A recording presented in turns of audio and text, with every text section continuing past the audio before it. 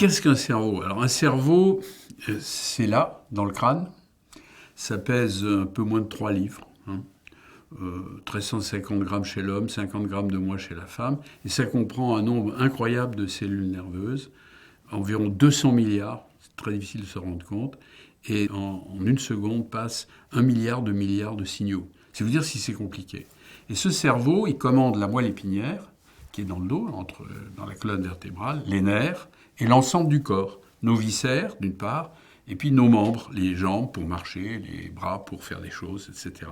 Donc le cerveau, c'est essentiel, c'est ce qui nous permet d'exister, c'est ce qui nous donne de la pensée, qui permet de percevoir les choses de l'environnement, qui permet d'agir sur l'environnement. Par exemple, je vois, et par la vision, j'ai des informations qui arrivent dans mon cerveau. Ces informations, je les traite et je vous réponds par de l'action, c'est-à-dire de la motricité, en fait, avec mes mains, je parle, mais surtout avec mon larynx, avec ma langue, ma bouche, je vous dis des choses.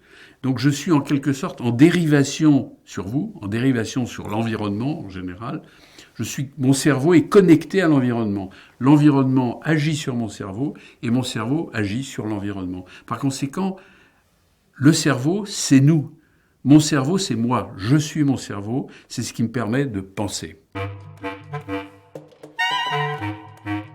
Pour comprendre comment fonctionne un cerveau, il faut schématiquement le voir en 3 étages. Vous avez d'abord à la partie superficielle du cerveau ce qu'on appelle le cortex cérébral. C'est une couche de cellules assez fine qui est pleine de cellules nerveuses. Et ces cellules nerveuses sont responsables de toutes nos activités conscientes. Par exemple, je suis conscient que je vous parle. Quand je vous parle, en plus, c'est une activité qui n'est pas automatique. C'est quelque chose j'essaie de dire des choses de manière la plus cohérente. Ça, c'est mon cortex cérébral.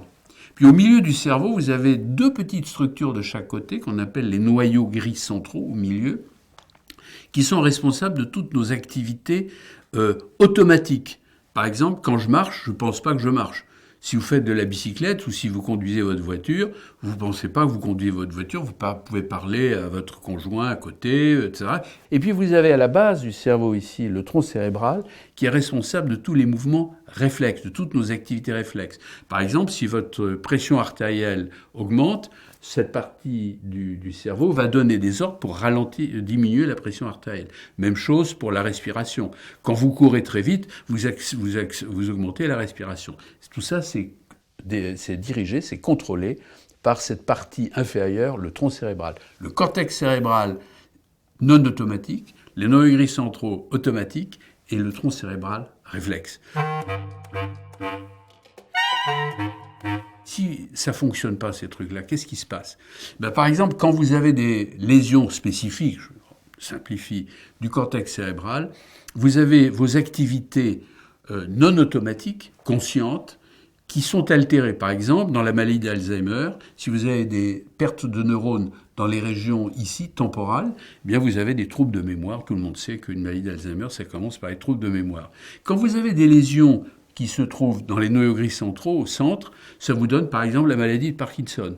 C'est-à-dire que les gens sont parfaitement conscients, ils peuvent réaliser des activités non automatiques, mais ils perdent les activités automatiques. Par exemple, la marche. Quelqu'un qui a des gènes pour marcher, il est obligé de compenser par la volonté. Vous voyez, c'est les activités automatiques qui sont altérées. Et puis dans le tronc cérébral, vous avez des lésions. Par exemple, vous pouvez avoir une tumeur, etc., qui va faire en sorte que le contrôle de vos viscères, pour schématiser, va être altéré d'une manière ou d'une autre. Par exemple, vous pouvez avoir des gros troubles de la respiration ou de la pression artérielle par des lésions du tronc cérébral.